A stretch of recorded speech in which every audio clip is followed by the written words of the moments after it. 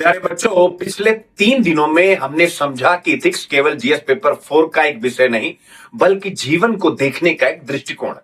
अब मैं आप सभी को सोमवार से पहले एक छोटा सा लेकिन बहुत महत्वपूर्ण टास्क देना चाहता हूं।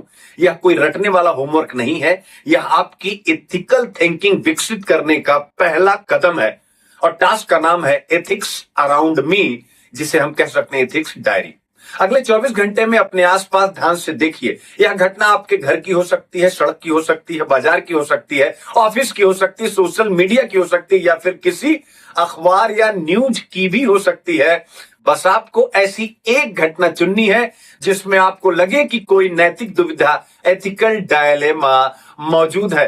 अब उस घटना को केवल 5 बिंदुओं में अपनी कॉपी पे लिखिए। पहला, घटना क्या थी। दूसरा, उसमें नैतिक समस्या क्या थी। तीसरा, उस घटना से जुड़े मुख्य स्टेक होल्डर्स कौन कौन से थे। चौथा, कौन कौन से वैल्यूज आपस में टकरा रहे थे। पांचवा, यदि आप उस स्थिति में निर्णय लेने वाले अधिकारी होते तो आपका निर्णय क्या होता और क्यों। याद रखिए, मैं यह नहीं देखूंगा कि आपका उत्तर सही है या गलत है, मैं यह देखना चाहता हूं कि आप सोचते कैसे हैं।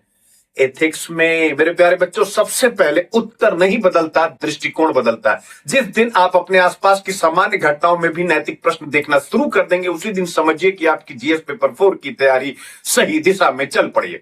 सोमवार की क्लास में हम आप लोगों के कुछ उत्तरों पर चर्चा करेंगे। हो सकता है कि एक ही घटना पर 10 अलग अलग दृष्टिकोण सामने आए, और यही एथिक्स की सबसे बड़ी खूबसूरती है। तो अगले 24 घंटे दुनिया को केवल एक सामान्य व्यक्ति की तरह मत देखिए, उसे एक भावी सिविल सर्वेंट की नजर से देखिए। मैं सोमवार को आपके विचार पढ़ने और उन पर चर्चा करने के लिए उत्सुक हूं।